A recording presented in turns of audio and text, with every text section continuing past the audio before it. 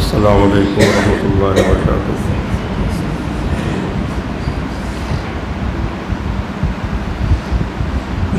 الحمد للہ رب العالمین والصلاة والسلام علی سید المرسلین وعلی آلہ واصحابہ اجمعین۔ انتہائی عقیدت و محبت کے ساتھ بارگاہ رسالت میں درود و سلام کا ہدیہ پیش کروں۔ اللہم صلی علی سیدنا مولانا محمد المولا کرم وآلہ وآلہ وسلم صلاۃ و سلام علیک یا رسول اللہ صلی اللہ تعالی علیہ وسلم۔ حضرات، رمضان شریف آج پہلا جمعہ ہے۔ آج کے اس تھوڑے سے وقت میں ہم اس ماہ مبارک کی فضیلتیں اور اس کا ادب و احترام بیان کرتے ہیں۔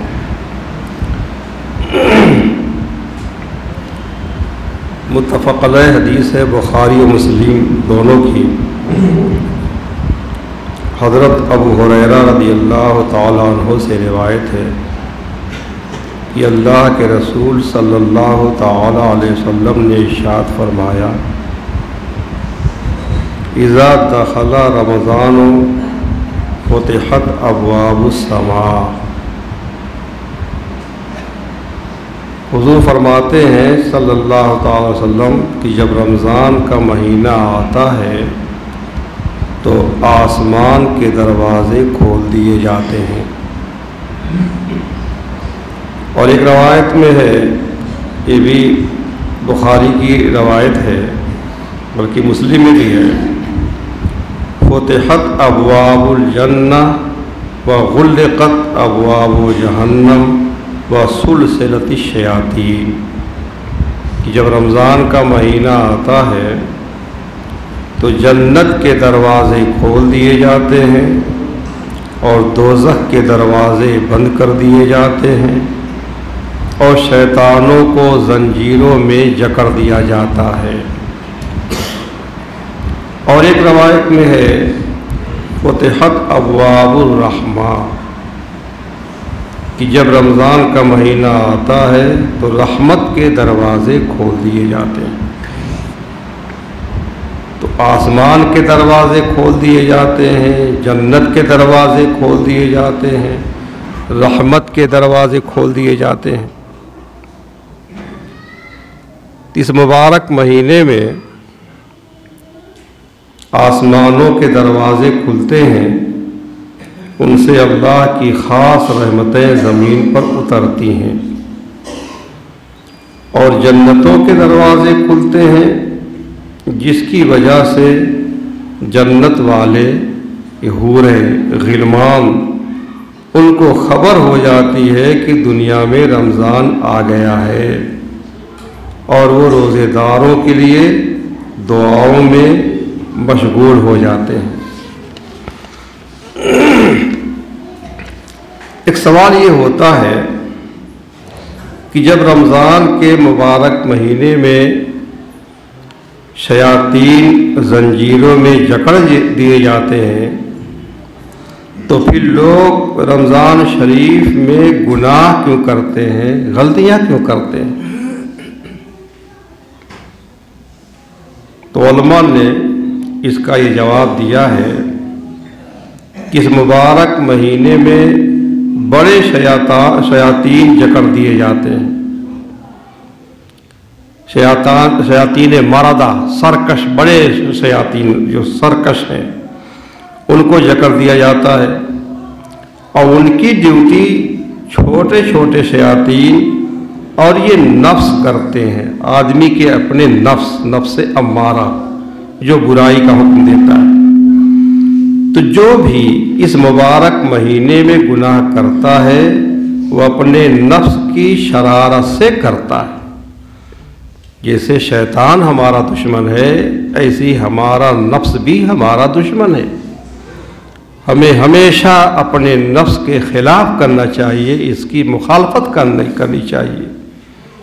ایک غزوے سے غالباً غزوہ تبوک ہے، اللہ کے حبیب سید عالم صلی اللہ تعالی وسلم واپس تشریف لا رہے تھے تو صحابہ کرام سے فرمایا کہ رجعنا من الجہاد الاصغر الی الجہاد الاکبر، ہم چھوٹے جہاد سے لوٹ آئے بڑے جہاد کی طرف۔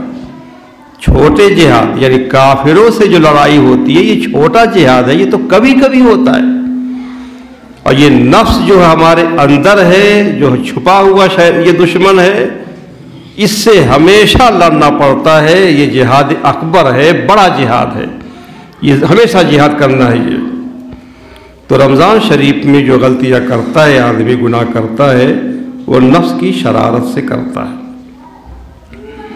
بخاری شریف کے حدیث اور سنیں، حضرت ابو ہریرہ رضی اللہ تعالیٰ عنہ سے روایت ہے کہ اللہ کے حبیب رحمت عالم صلی اللہ تعالیٰ علیہ وسلم نے ارشاد فرمایا، من صام رمضان ایمانا و احتسابا غفر له ما تقدم من ذنبہ،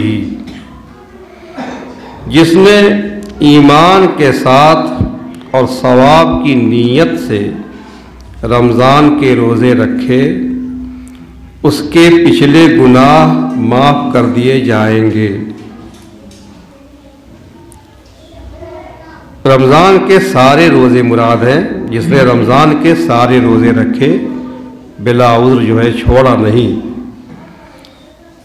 تو اس کے سارے پچھلے سارے گناہ معاف کر دیے جائیں گے، بخش دیے جائیں گے۔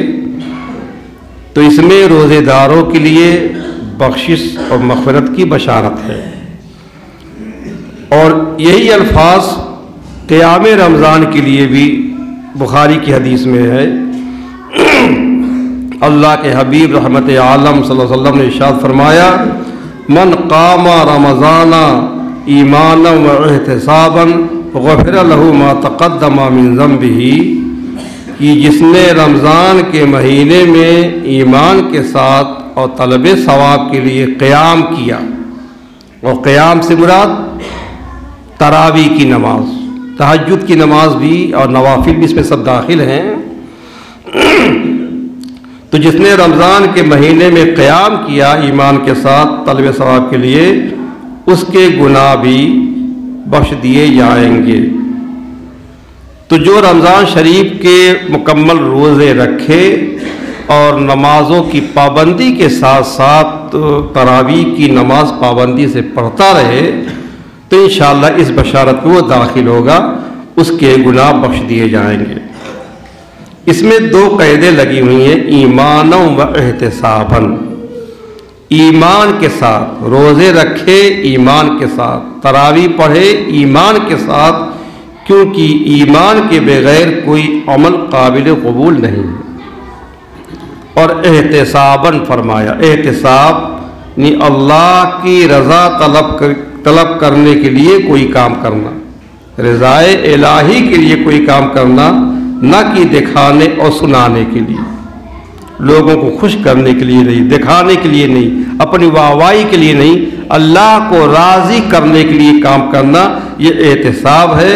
تو اب مطلب یہ ہوگا کہ جو جس کا ایمان صحیح سلامت ہو اور صرف اللہ کی رضا کے لیے رمضان کے روزے رکھے اور تراویح پابندی سے پڑھے، اس کے گزشتہ گناہ بخش دیے جائیں گے۔ اس حدیث کی شرح میں علماء نے فرمایا کہ جو گناہ معاف ہوتے ہیں وہ گناہ صغیرہ ہیں، چھوٹے چھوٹے گناہ، کیونکہ گناہ کبیرہ جو بڑے بڑے گناہ ہیں وہ صرف توبہ سے معاف ہوتے ہیں، یا نبی کریم صلی اللہ علیہ وسلم کی شفاعت سے، یا کسی بھی شفاعت والے کی شفاعت سے، یا اللہ تعالیٰ کے فضل محض سے معاف ہوتے ہیں۔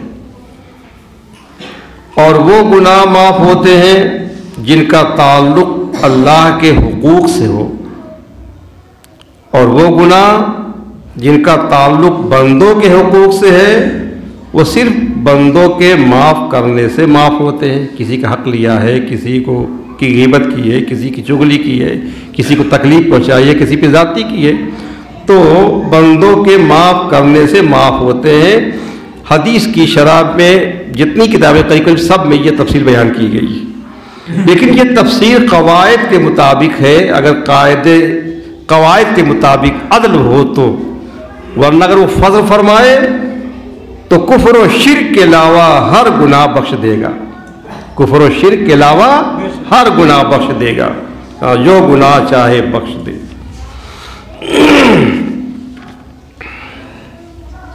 ایسے موقع پہ اللہ سے امید ہی رکھنی چاہیے کہ جب حدیث میں مطلق ہے گناہ بخش دیا جائے گا تو اللہ چاہے گا تو ہمارے سارے گناہ بخش دے انشاءاللہ تعالی۔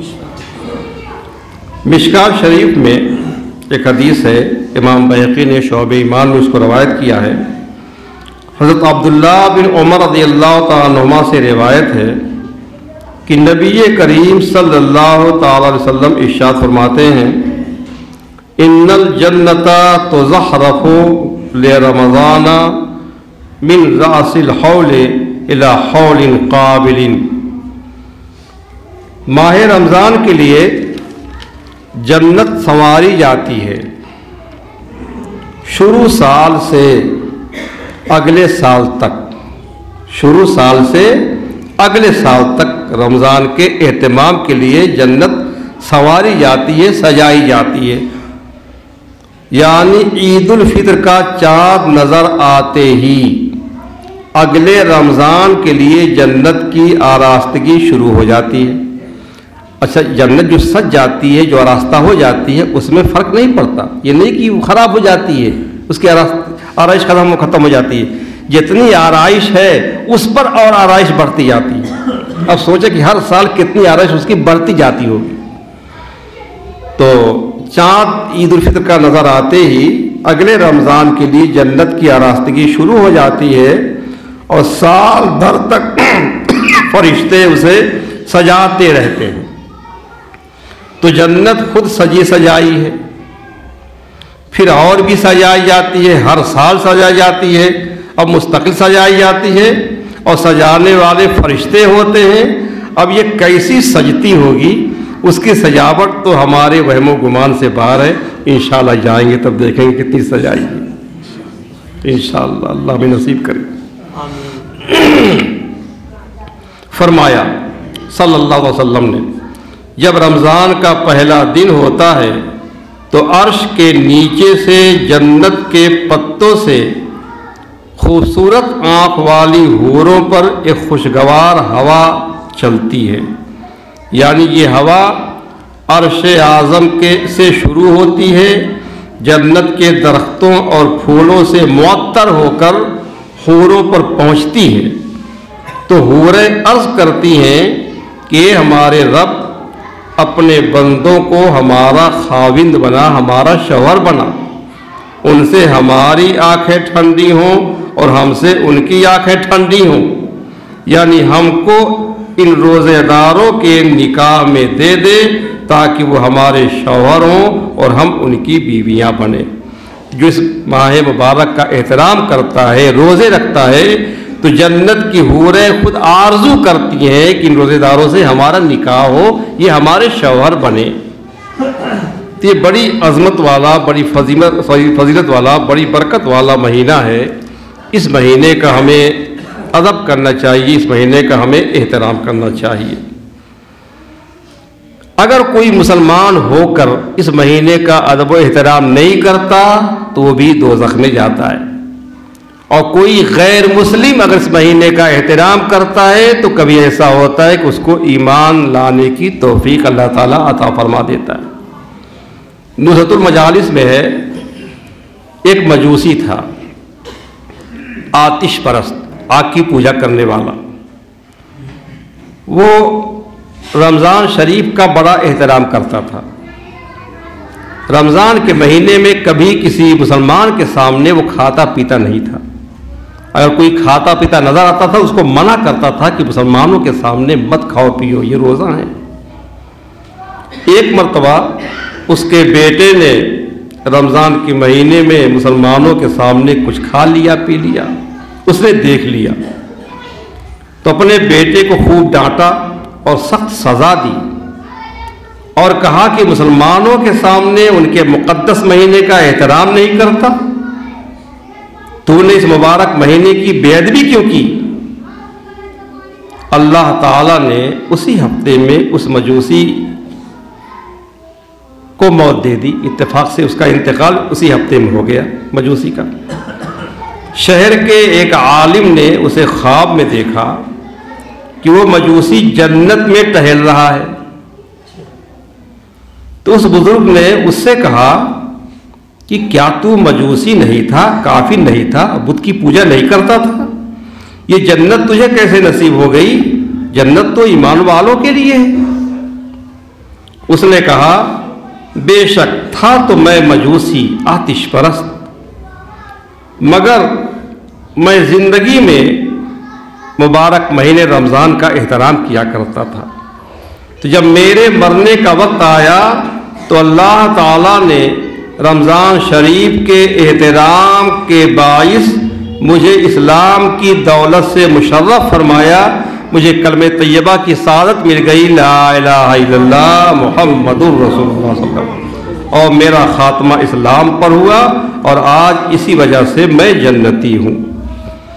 تو غیر مسلم اتنا احترام کرتا روزے داروں کا، رمضان شریف کے مہینے کا، آج مسلمان کھلے عام کھاتے پیتے ہیں، روزہ بھی نہیں رکھتے، گھر میں بیویوں سے پکواتے ہیں، اور نہیں بھی پکواتے ہیں تو ہوٹلوں پہ کھاتے ہیں، اور کھلے عام کھاتے ہیں، دھولا پان بھی کھاتے رہتے ہیں، گھومتے رہتے ہیں، یہ رمضان کا احترام نہیں کرتے، تو یہ رمضان کا مہینہ خود ان کے خلاف اللہ کی بارگاہ میں شکایت کرے گا۔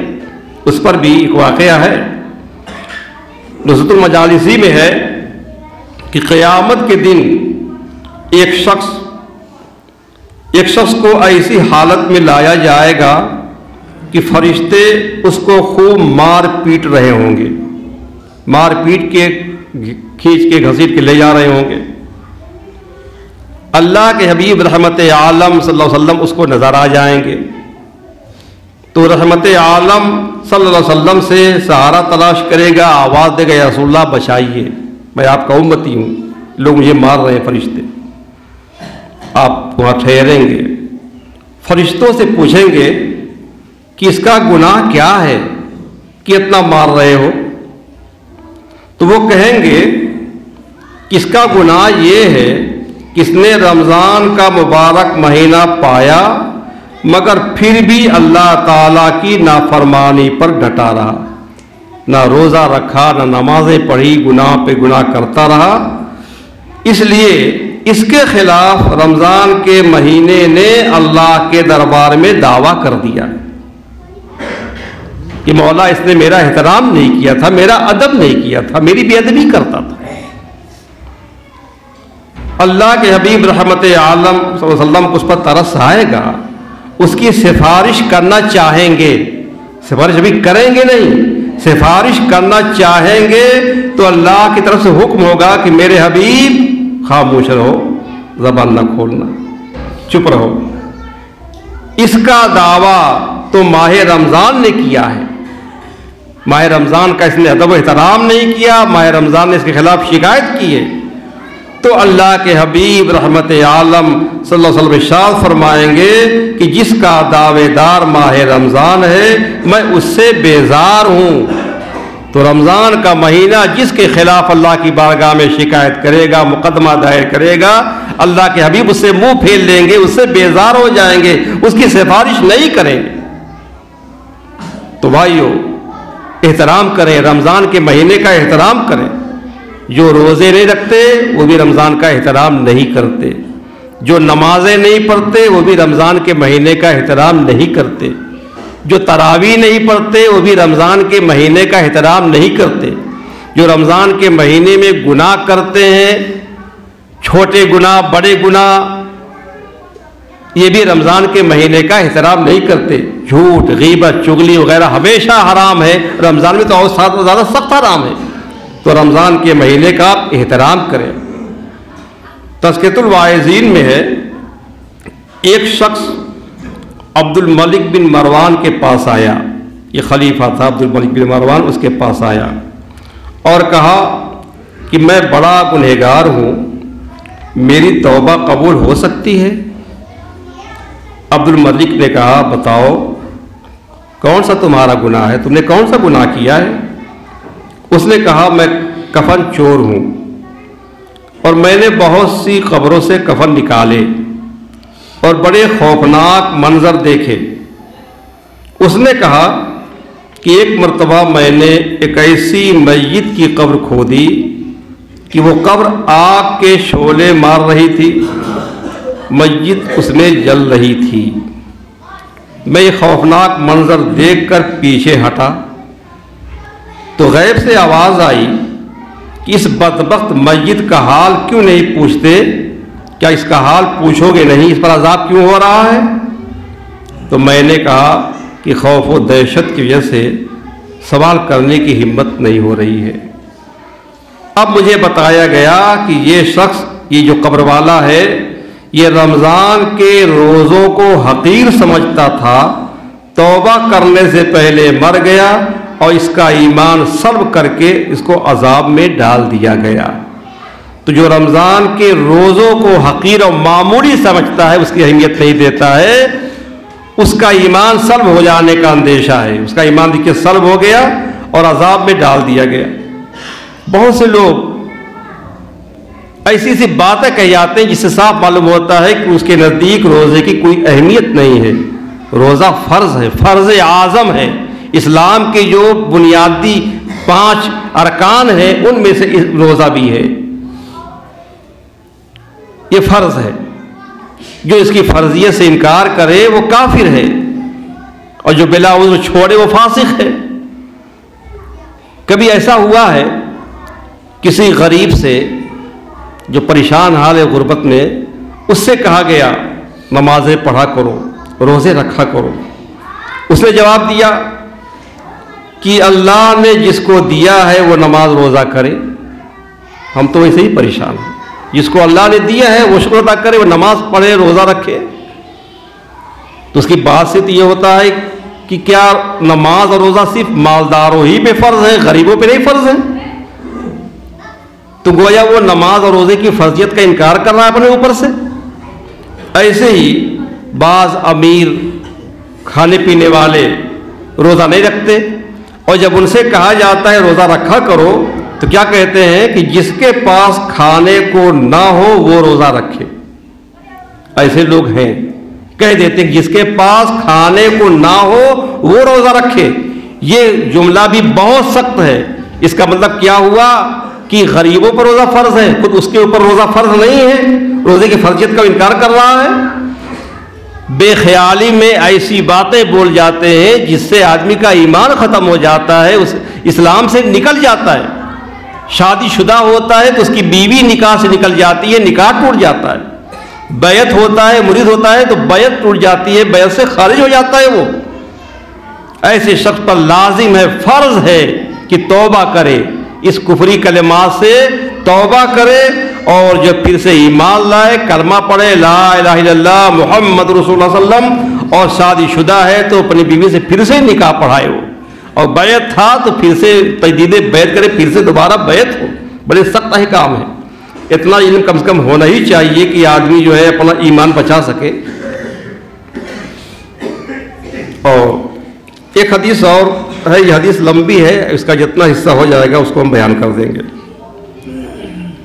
مشکاۃ شریف میں حدیث ہے، کتاب الصوم میں، امام بیہقی نے شعب ایمان میں اس کو روایت کیا ہے۔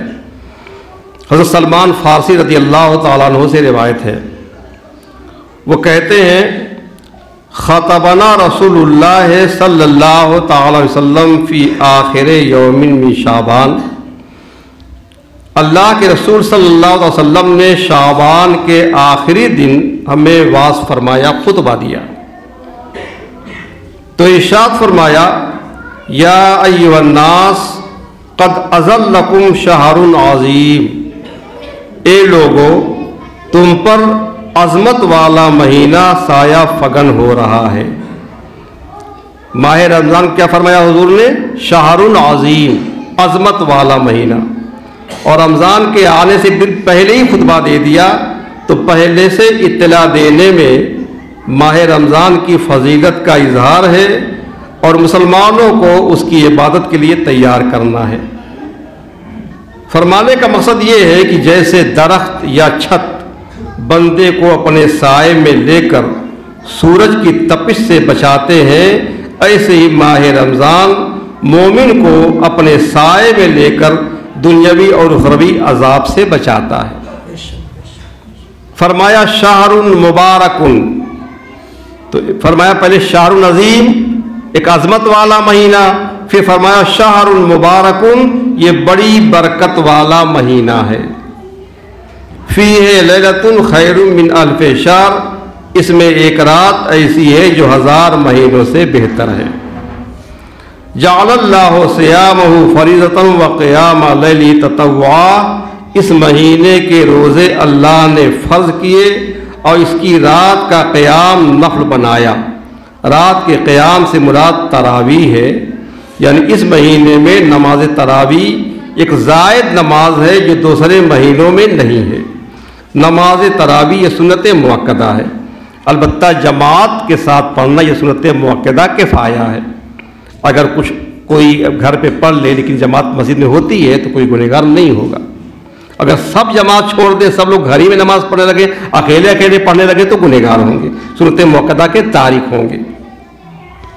من تقرب فیہ بخصلۃ من الخیر کان کمن ادی فریضۃ فیما سوا، جو اس مہینے میں نفلی بھلائی سے قرب الہی حاصل کرے تو گویا اس نے دوسرے مہینے میں فرض ادا کیا۔ ایک لمبی حدیث ہے یہ، اور جو اس میں ایک فرض ادا کرے تو ایسا ہوگا جیسے اس نے دوسرے مہینے میں 70 فرض ادا کیے، یعنی ماہ رمضان کی نفل عبادت دوسرے مہینوں کے فرض کے برابر ہے، اور ماہ رمضان کی فرض عبادت دوسرے مہینے کے 70 فرضوں کے برابر ہے۔ لہٰذا اگر مکہ معظمہ میں ایک فرض ادا کیا جائے تو اس کا ثواب 70 لاکھ فرضوں کے برابر ہے، کیونکہ وہاں ایک کا ثواب 1 لاکھ ہے۔ پھر فرمایا وہوا شہر الصبر، اور یہ صبر کا مہینہ ہے، صبر کا مہینہ ہے، یعنی اور جو دوسرے مہینے ہیں وہ شکر کے مہینے ہیں کہ ان مہینوں میں کھاؤ پیو آرام کرو اور اللہ کا شکر بجا لاؤ، اور اس مہینے میں دن میں نہ کھاؤ نہ پیو اور رات کو زیادہ نہ سو اور صبر کرو، اور فرمایا صبر کا ثواب جنت ہے۔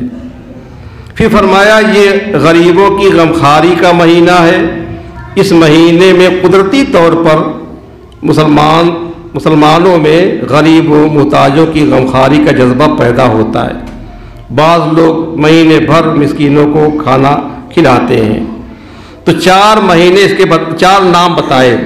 ایک تو ماہ رمضان، اس کا نام ہے ہی، قرآن کریم میں اس مہینے کا نام رمضان آیا ہے، اور صرف یہی ایک مہینہ ہے جس کا نام قرآن شریف میں آیا ہے، باقی کسی مہینے کا نام قرآن شریف میں نہیں آیا ہے۔ شہر رمضان الذی انزل فیہ القرآن، رمضان کا مہینہ جس میں قرآن اتارا گیا۔ اور جو ہے اس کا نام جو ہے شہر الصبر ہے، یعنی صبر کا مہینہ، اور جو ہے شہر المواسات ہے یعنی غمخواری کا مہینہ، اور شہر المبارک تو فرمایا ہی برکت والا مہینہ ہے۔ اور فرمایا حضور نے صلی اللہ علیہ وسلم وَشَهْرٌ يُزَادُ فِيهِ رِزْقُ الْمُؤْمِنِ، یہ وہ مہینہ ہے جس میں مومن کا رزق بڑھا دیا جاتا ہے۔ ہر سال اس بات کا مشاہدہ ہوتا ہے کہ ہر روزے دار کو رمضان میں وہ نعمتیں ملتی ہیں جو دوسرے مہینوں میں نہیں ملتی، اور اس مہینے میں قدرتی طور پر دلوں پر وہ اثر ہوتا ہے جو دوسرے مہینوں میں نہیں ہوتا۔ فرمایا جو اس مہینے میں کسی روزے دار کو افطار کرائے تو اس کے گناہوں کی بخشش ہوگی اور اس کی گردن آگ سے آزاد کی جائے گی اور اسے روزے دار کا ثواب ملے گا، اس کے بغیر کہ اس کے ثواب سے کچھ کم ہو۔ یعنی روزہ افطار کرانے والے کو 3 فائدے حاصل ہوتے ہیں: گناہوں سے بخشش، دوزخ سے آزادی، اور اسے روزے کا ثواب ملتا ہے۔ لیکن روزہ افطار کرانے سے روزے کا ثواب تو مل جاتا ہے، مگر اس سے روزہ ادا نہیں ہوتا. کوئی نہ سوچے کہ روزہ نہ رکھے صرف افطار کرا دیا کرے، ثواب تو ملتا ہی روزے کا ہے. جو مقیم ہے، تندرست ہے، اس کو روزہ رکھنا ہی پڑے گا. ہاں جو بیمار ہے، روزہ رکھنے کی طاقت نہیں رکھتا، یا روزہ رکھنے سے اس کی بیماری میں اضافہ ہو جائے گا، یا مسافر ہے تو اس کے لیے رخصت ہے، بعد میں روزہ رکھے. فمن کان منکم مریضا او علی سفر فعدۃ من ایام اخر، اور بعد میں روزہ رکھ دے. لیکن جو مقیم ہے، تندرست ہے، اس کو روزہ رکھنا ہی پڑے گا. اس پر ایک لطیفہ مجھے یاد آیا. امام اعظم رحمۃ اللہ علیہ کے زمانے میں ایک شخص نے یہ قسم کھا لی کہ رمضان کے مہینے میں اپنی بیوی سے صحبت کرے گا. دن میں، رمضان کے مہینے میں دن میں بیوی سے صحبت کرے گا. علماء کرام سے، مفتیان نظام سے مسئلہ پوچھا گیا کہ اس قسم سے بری ہونے کی کوئی صورت ہے کہ کفارہ ہی دینا پڑے گا؟ سبوں نے یہی کہا کہ قسم پوری ہونے کی کوئی صورت ہی نہیں ہے. رمضان کا مہینہ ہے، کیسے بیوی سے مستری کرے گا؟ اس کو جو ہے قسم کا کفارہ دینا پڑے گا، قسم توڑنی ہوگی. امام اعظم ابو حنیفہ رحمۃ اللہ علیہ تک یہ مسئلہ پہنچا. آپ نے فرمایا کہ ہے صورت، اس کی قسم پوری ہو سکتی ہے. اپنی بیوی کو لے کر کے سفر میں چلا جائے اور سفر کی حالت میں اپنے بیوی سے ہم مستری کر لے، کیونکہ سفر کی حالت میں روزہ فرض نہیں ہے، رخصت ہے، بعد میں روزہ رکھے. تو بہرحال جو ہے روزہ رکھنا ہوگا. جو مقیم ہے، تندرست ہے، اس کو روزہ رکھنا ہوگا. روزہ افطار کرا دینے سے روزہ ادا کرنے کا ثواب تو ملے گا، لیکن جو ہے روزہ نہیں اس کا ہوگا. اور دیکھیں، روزہ کسی کا افطار کو کرایا تو جس نے روزہ افطار کیا ہے اس کے ثواب میں کوئی کمی نہیں ہوگی. ایسا نہیں ہے کہ کسی کے روزہ افطار کرنے سے اس کا ثواب کم ہو گیا. ثواب تو اس کو پورا ملے گا. افطار کرانے والے کو مزید ثواب مل جائے گا. اس کی مثال یہ دی ہے جیسے علم ہے، روشنی ہے اور ہوا ہے، ان سے خواہ کتنے ہی لوگ فائدہ اٹھا لیں کمی نہیں ہوتی. ایسے ہی ثواب تقسیم ہونے سے کم نہیں ہوتا. جب سرکار نے روزہ افطار کرانے کی یہ فضیلت بیان فرمائی تو حضرت سلمان فارسی فرماتے ہیں کہ ہم نے عرض کیا، یا رسول اللہ صلی اللہ علیہ وسلم، ہم میں سے ہر شخص وہ نہیں پاتا جس سے روزہ افطار کرائے. اکثر لوگ غریب ہی تھے اس زمانے میں. ان حضرات نے یہ سمجھا کہ روزہ افطار کرانے کے معنی ہے اسے سیر کر دینا، یعنی پیٹ بھر کھلانا. اس لیے یہ سوال کیا. تو اللہ کے رسول صلی اللہ علیہ وسلم نے فرمایا کہ اللہ تعالیٰ یہ ثواب اسے دے گا جو روزے دار کو روزہ افطار کرائے.